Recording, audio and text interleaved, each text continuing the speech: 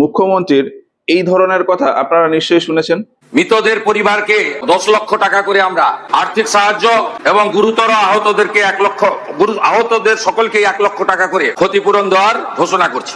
जो dead boy जो होता है हम उसको नौकरी देता है और हमारा 1 रुपया भी हम हमारा गवर्नमेंट का मुताबिक हम देते हैं, वो हम करेंगे। আর এই সব শুনে আপনার মনেও খুব স্বাভাবিক হয়তো কিছু প্রশ্ন এসছে, যেমন সরকার এই টাকা কোথা থেকে দেয়, কিভাবে দেয়, পুরো টাকাটাই কি দেয়, নাকি ট্যাক্স হিসাবে কিছু টাকা কেটে নেয়, নাম দিলেই কি এই টাকা পাওয়া যায়, নাকি কোনো স্পেসিফিক প্রসিডিওর আছে, আর কেউ যদি টাকা না পায় সেক্ষেত্রে তখন কি করা যায়, অনেক সময় টাকা পেতে অনেক দেরি হয়ে যায়, এটা কেন হয়? এই সব কিছুই আজকের ভিডিওতে আমি আপনাকে বুঝিয়ে দেবো। আর আপনার যদি মনে হয় যে আমি কোনো কারণে ক্ষতিপূরণ পাওয়ার যোগ্য অথচ পাচ্ছি না, তাহলে কি করলে আপনি সেই ক্ষতিপূরণ পেতে পারেন সেটাও আপনাকে বলে দেবো। তাই ভিডিওটা শেষ পর্যন্ত দেখবেন আর আপনাদের গুরুত্বপূর্ণ মতামত কমেন্টে আমাদের জানাবে। তো আমাদের মেইন বিষয়ে আসি। আমি একটা উদাহরণ দিয়ে বলি, তাহলে আপনাদের বুঝতে খুব সুবিধা হবে। রিসেন্টলি তারাতলার ওই গোডাউন শেড ভেঙে যে দুর্ঘটনা ঘটেছে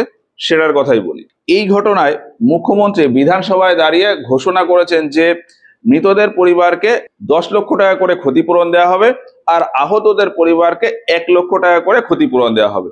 ঠিক, এবার এর পরবর্তী ধাপগুলো কি হয়? যখন মুখ্যমন্ত্রী বা প্রধানমন্ত্রী বা অন্য কোনো ব্যক্তি কোনো ক্ষতিপূরণের ঘোষণা করেন, তখন কিন্তু সাথে সাথে সেই টাকাটা দিয়ে দেওয়া হয় না। ক্ষতিপূরণ পাওয়ার জন্য প্রথমে আবেদন করতে হয়। তবে সে আবেদন করার আগেও সরকারের দিক থেকে কিছু প্রসিডিওর থাকে। সেইগুলো কি? কেউ যখন কোনো একটা ক্ষতিপূরণের অ্যামাউন্ট ঘোষণা করেন, তখন সেই ঘোষণার পর অল্প কিছুদিনের ভেতর একটা অর্ডার বার হয়। সরকার একটা অর্ডার বার করে এবং ওই অর্ডারে এই ক্ষতিপূরণ সংক্রান্ত সমস্ত তথ্য দেওয়া থাকে। যেমন এই ক্ষতিপূরণ কত অ্যামাউন্টের ক্ষতিপূরণ দেওয়া হবে, কাদেরকে এই ক্ষতিপূরণ দেওয়া হবে, যারা ক্ষতিপূরণ পাবেন তারা আবেদন করবেন কিভাবে, তাদের ওই আবেদনপত্র কারা ভেরিফাই করবে, কতদিনের ভেতর এই আবেদন করতে হবে, এই ক্ষতিপূরণের টাকাটা সরকারের কোন তহবিল মানে কোথা থেকে আসবে, কিভাবে দেওয়া হবে, ক্যাশে দেওয়া হবে নাকি ব্যাংক অ্যাকাউন্টে দেওয়া হবে, এই সমস্ত কিছু ওই অর্ডারে লেখা থাকে। এবার এইগুলো নিয়ে আমি একটু পরে ডিটেলসে আসছি। তাহলে গভর্নমেন্ট বা সরকারের দিক থেকে যখন এরকম একটা অর্ডার বার করা হলো, তারপরেই ওই ক্ষতিপূরণ পাওয়ার জন্য আবেদন করা যাবে। এখন আপনি কিভাবে বুঝবেন যে এই অর্ডার বার হয়েছে কিনা? দেখুন, এটা দেখার কোনো নির্দিষ্ট রাস্তা নেই। বেশিরভাগ সময় কোনো দুর্ঘটনার পর এইরকম অর্ডার পাবলিকের জন্য রিলিজ হয় না। সরকার এইরকম অর্ডার তো বার করে, কিন্তু সেটা ডিস্ট্রিক্ট ম্যাজিস্ট্রেটের কাছে যায়, মানে ডিএম এর কাছে যায়। ডিএম এরপর তার দিক থেকে ওই বিডিও, এসডিও, পঞ্চায়েত বা মিউনিসিপালিটি লেভেলে এই অর্ডারটাকে তার মতন করে সার্কুলেট করে। ফলে আপনার যদি জানতে হয় যে কোনো ঘটনার পর এইরকম অর্ডার বার হয়েছে কিনা, সেক্ষেত্রে আপনি পঞ্চায়েত, পৌরসভা, বিডিও, এসডিও বা ডিএম অফিসে গিয়ে খোঁজ নিয়ে দেখতে পারেন যে এরকম অর্ডার কবে বার হয়েছে আর এই অর্ডার অনুযায়ী কিভাবে কি আবেদন করতে হবে। তারা আপনাকে সবটা বুঝিয়ে বলে দেবে।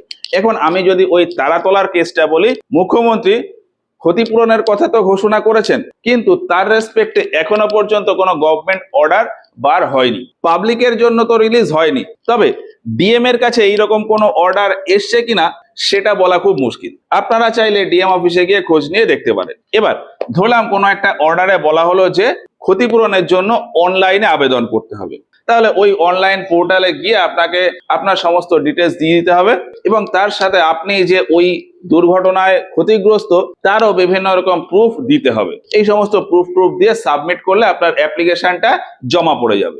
আর ওই অর্ডারে যদি লেখা থাকে যে আপনাকে ফিজিক্যালি বিডিও, এসডিও বা ডিএম অফিসে এসে আবেদনপত্র জমা দিতে হবে, সেক্ষেত্রে আপনি ওই অফিসে গিয়ে একটা আবেদনপত্র জমা দেবেন এবং তার সাথে তারা যা যা ডকুমেন্টস চাইবে সেগুলো আপনাকে দিতে হবে। সেগুলো দিলে আপনার আবেদনপত্র জমা হয়ে যাবে। এবার অনলাইন বা অফলাইনে দেওয়া আপনার ওই আবেদন ডিস্ট্রিক্ট লেভেলে ভেরিফাই হবে এবং ভেরিফাই করবেন ওই ডিস্ট্রিক্ট ম্যাজিস্ট্রেট বা ডিএম।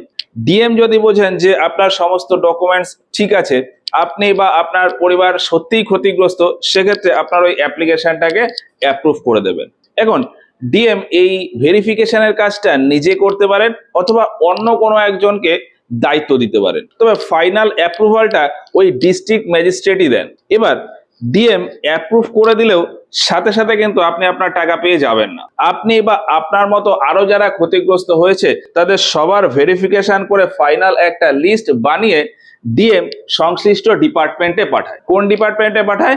যে ডিপার্টমেন্ট থেকে টাকা দেওয়ার কথা সেই ডিপার্টমেন্টে। এবার এই ডিপার্টমেন্ট সম্পর্কে দু একটা কথা বলি, তারপর আবার এই অ্যাপ্লিকেশন ফরওয়ার্ডের ব্যাপারটায় আসি। পশ্চিমবঙ্গের কথা যদি বলি তাহলে প্রায় 50টারও বেশি ডিপার্টমেন্ট বা দপ্তর রয়েছে, যেমন স্বাস্থ্য দপ্তর, শিক্ষা দপ্তর, public works department, transport department, department of disaster management, department of women and social welfare, এইরকম বিভিন্ন টাইপের ডিপার্টমেন্ট আছে। আর প্রত্যেক বছর বাজেটে এই আলাদা আলাদা ডিপার্টমেন্টের নামে একটা নির্দিষ্ট পরিমাণ টাকা বরাদ্দ থাকে। তো ধরলাম এর ভেতর এই 2026 সালে ট্রান্সপোর্ট ডিপার্টমেন্টের ভাগে 20,000 কোটি টাকা বরাদ্দ আছে। এর মানে হলো যে এই 2026-27 অর্থবর্ষে এই ট্রান্সপোর্ট ডিপার্টমেন্ট টোটাল 20,000 কোটি টাকা খরচ করতে পারে। এবার আমি একটা সিচুয়েশন ধরলাম, কোনো একটা রাস্তাতে হয়তো একটা অ্যাক্সিডেন্ট হলো, আর এই অ্যাক্সিডেন্টের জন্য 5 জন লোক মারা গেল। এরপর মুখ্যমন্ত্রী হয়তো ঘোষণা করলেন যে মৃতদের পরিবারকে 8 লক্ষ টাকা করে দেওয়া হবে। এবার এখানে যেহেতু 5 জন মারা গেছে, ফলে 5টা পরিবারকে 8 লক্ষ টাকা করে টোটাল 40 লক্ষ টাকা দিতে হবে। মুখ্যমন্ত্রী শুধুমাত্র টাকা দেওয়ার ঘোষণা করেছেন, কিন্তু কোথা থেকে দেওয়া হবে সেই ঘোষণা কিন্তু করেননি। সেই ঘোষণা এর পরে যে এরকম অর্ডার বার হবে সেই অর্ডারে লেখা থাকে। মুখ্যমন্ত্রী এই অর্ডারে হয়তো বললো যে ওই 40 লক্ষ টাকা এই ট্রান্সপোর্ট ডিপার্টমেন্ট থেকে দেওয়া হবে। তাহলে এই ঘোষণা আর অর্ডার বার হয়ে যাওয়ার পরে কি হবে? ওই 5টা ফ্যামিলি তাদের রেসপেক্টিভ ডিস্ট্রিক্টের যে ম্যাজিস্ট্রেট অর্থাৎ ডিএম তাদের কাছে এইরকম অ্যাপ্লিকেশন করবে। ডিএম এই অ্যাপ্লিকেশন গুলো ভেরিফাই করে এই 5টা অ্যাপ্লিকেশন এই ট্রান্সপোর্ট ডিপার্টমেন্টে পাঠিয়ে দেবে। একটু আগে ওই যে বললাম যে যারা ক্ষতিপূরণের জন্য আবেদন করেছেন তাদের একটা ফাইনাল লিস্ট বানিয়ে ডিস্ট্রিক্ট ম্যাজিস্ট্রেট রেসপেক্টিভ ডিপার্টমেন্টে পাঠিয়ে দেবে। তো এইখানে যেরকম ট্রান্সপোর্ট ডিপার্টমেন্টের ব্যাপারটা বললাম, ঠিক ওই রকম আলাদা আলাদা যে যে ডিপার্টমেন্ট আছে সেই ডিপার্টমেন্টে পাঠিয়ে দেবে। এবার এই ডিপার্টমেন্টগুলো কি কি হয়, যেমনটা বললাম যে পশ্চিমবঙ্গে টোটাল 50টারও উপরে ডিপার্টমেন্ট আছে। এছাড়া অন্য আরো এক জায়গা থেকে এই ক্ষতিপূরণের টাকা দেওয়া যায়, সেটা হলো চিফ মিনিস্টার্স রিলিফ ফান্ড অর্থাৎ মুখ্যমন্ত্রীর ত্রাণ তহবিল থেকে। ন্যাশনাল লেভেলে এটা প্রাইম মিনিস্টার্স রিলিফ ফান্ড বা prime ministers national relief fund অর্থাৎ প্রধানমন্ত্রীর ত্রাণ তহবিল থেকেও দেওয়া যেতে পারে। তো আমি প্রধানমন্ত্রীর বিষয়ে গেলাম না, ধরলাম মুখ্যমন্ত্রীর যে ত্রাণ তহবিল সেখান থেকে দেওয়া হবে। তাহলে মুখ্যমন্ত্রীর ত্রাণ তহবিল থেকে দিতে গেলে ডিস্ট্রিক্ট ম্যাজিস্ট্রেট ওই অ্যাপ্লিকেশন গুলো চিফ মিনিস্টার্স অফিসে ফরওয়ার্ড করবে, মানে চিফ মিনিস্টারের যে অফিস হয় সেখানে পাঠিয়ে দেবে। সিএমও বলা হয়। এই যে তালা তোলার যে ঘটনাটা, এর জন্য যে ক্ষতিপূরণের ঘোষণা করা হয়েছে, তারপর তো এখনো গভর্নমেন্ট অর্ডার বার হয়নি। তবে ওই গভর্নমেন্ট অর্ডারে সম্ভবত এই চিফ মিনিস্টার্স রিলিফ ফান্ড অর্থাৎ মুখ্যমন্ত্রীর ত্রাণ তহবিল থেকে ক্ষতিপূরণ দেওয়ার কথা বলা হবে। এখানে আরো একটা বিষয়, রেলে কোনো দুর্ঘটনা হলে ডিস্ট্রিক্ট ম্যাজিস্ট্রেট ওই অ্যাপ্লিকেশন গুলোকে রেলওয়ে ডিপার্টমেন্টে ফরওয়ার্ড করে দেয়, মানে পাঠিয়ে দেয়। এবার এই যে ডিপার্টমেন্টগুলোর কথা বললাম, এই ডিপার্টমেন্টে ওই সমস্ত অ্যাপ্লিকেশন গুলো আবারও একটু ভেরিফিকেশন হয় যে সমস্ত কিছু ঠিকঠাক আছে কিনা, লেখাজোকা, ব্যাংক অ্যাকাউন্ট নাম্বার, আধার কার্ড, প্যান কার্ড, এইগুলো সব ঠিক আছে কিনা সেটা আবারও একবার মিলিয়ে দেখা হয়। এই সমস্ত ডিপার্টমেন্ট ওই অ্যাপ্লিকেশন গুলোকে আবারও মিলিয়ে দেখে ফাইনালি ফরওয়ার্ড করে দেয় ফাইন্যান্স ডিপার্টমেন্টে, অর্থাৎ এই সমস্ত ডিপার্টমেন্ট ফাইনালি তাদের ফাইলটা ফাইন্যান্স ডিপার্টমেন্টে পাঠিয়ে দেয়, মানে এই অর্থ দপ্তরে পাঠিয়ে দেয় যে এই ব্যক্তি বা এই ফ্যামিলি আছে, এদের ব্যাংক অ্যাকাউন্ট নাম্বার এদেরকে এত এত টাকা দিতে হবে। এবার এই ফাইন্যান্স ডিপার্টমেন্ট বা অর্থ দপ্তর ফাইনালে এগুলোকে আবারও একবার ভেরিফাই করে এবং তার আন্ডারে যে ট্রেজারি ডিপার্টমেন্ট আছে সেই ট্রেজারি ডিপার্টমেন্টের দ্বারা ওই ফাইলগুলো বা ওই অ্যাপ্লিকেশনগুলো কম্পাইল করে একটা পেমেন্ট ফাইল তৈরি করে।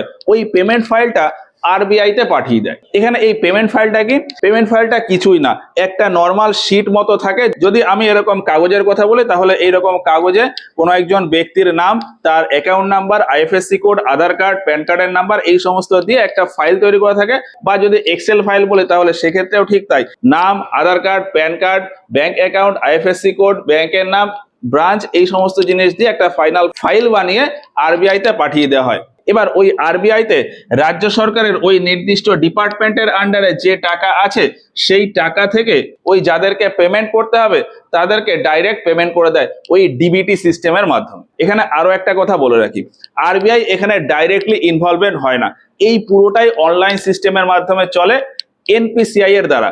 আরবিআই ইনডাইরেক্টলি এর উপরে ইনভলভ থাকে। তবে মেইন কাজটা হয় এনপিসিআই অর্থাৎ national payment corporation of India এর দ্বারা। এবং যেমনটা বললাম যে এই পেমেন্টটা সরকারের ঘর থেকে আসে ডিবিটির মাধ্যমে, ডিবিটির পাশাপাশি কখনো কখনো এনইএফটি বা আরটিজিএস এর মাধ্যমেও ডাইরেক্ট ট্রান্সফার হতে পারে। ওই যে চিফ মিনিস্টার রিলিফ ফান্ড মানে মুখ্যমন্ত্রীর ত্রাণ তহবিলের কথা বললাম, এই ত্রাণ তহবিলের জন্য রাজ্যের কোনো একটা নির্দিষ্ট ব্যাংকে একটা অ্যাকাউন্ট থাকে এবং সেই অ্যাকাউন্টে কিছু অ্যামাউন্ট থাকে। আমাদের যেমন সেভিংস অ্যাকাউন্ট, সেই রকমই চিফ মিনিস্টার রিলিফ ফান্ডের জন্য একটা ব্যাংক অ্যাকাউন্ট হয়। আমাদের সেভিংস অ্যাকাউন্টে যেমন টাকা থাকে, ওই চিফ মিনিস্টার রিলিফ ফান্ডেও কিছু অ্যামাউন্ট থাকে।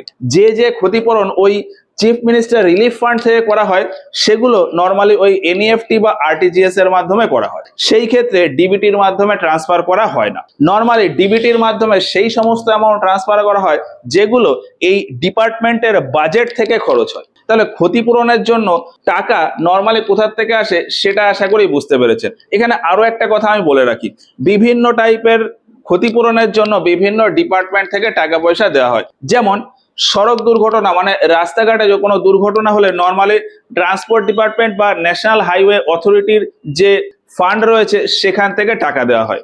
হাসপাতালে যদি কোনো গাফিলতি হয় সেক্ষেত্রে হেলথ ডিপার্টমেন্টের ওই সরকারের যে অ্যাকাউন্ট রয়েছে সেখান থেকে দেওয়া হয়। কোথাও যদি কোনো ব্রিজ বা কোনো সেতু বা কোনো কনস্ট্রাকশন ভেঙে কোনো দুর্ঘটনা হয় সেক্ষেত্রে তার ক্ষতিপূরণ নর্মালি পিডাব্লিউডি অর্থাৎ পাবলিক ওয়ার্কস ডিপার্টমেন্টের সরকারের যে অ্যাকাউন্ট রয়েছে সেখান থেকে দেওয়া হয় এইসব।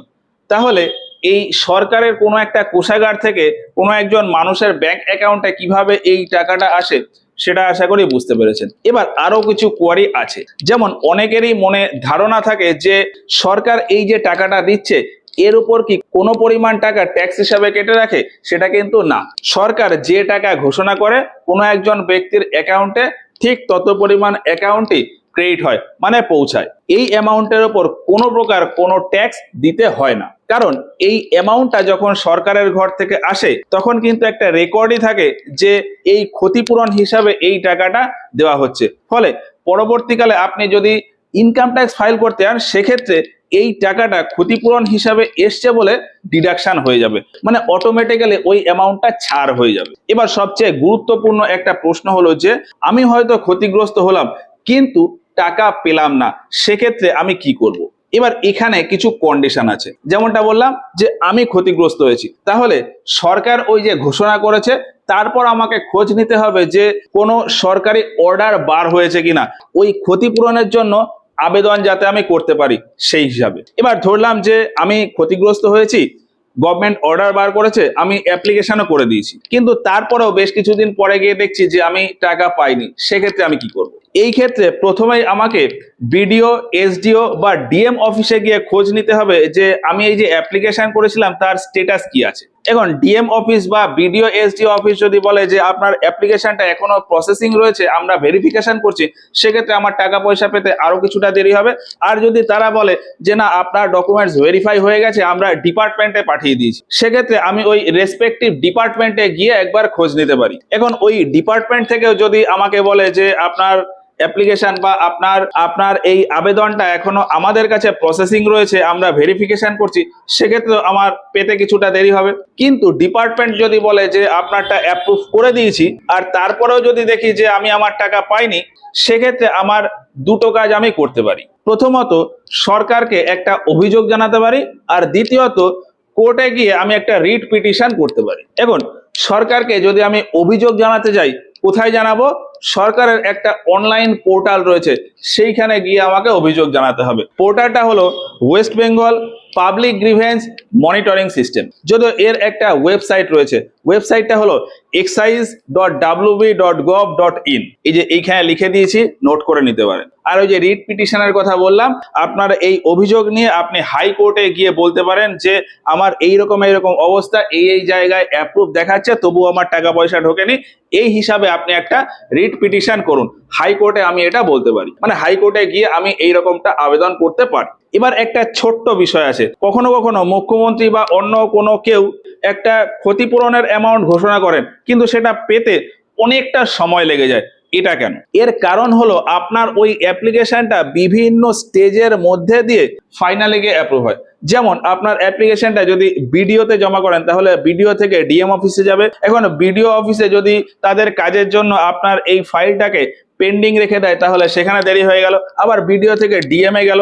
এখন ডিএম অফিস যদি তাদের কাজের জন্য আপনার এই ফাইলটাকে একটু পেন্ডিং রেখে দেয়, তাহলে ডিএম অফিসে আরো লেট হয়ে গেল।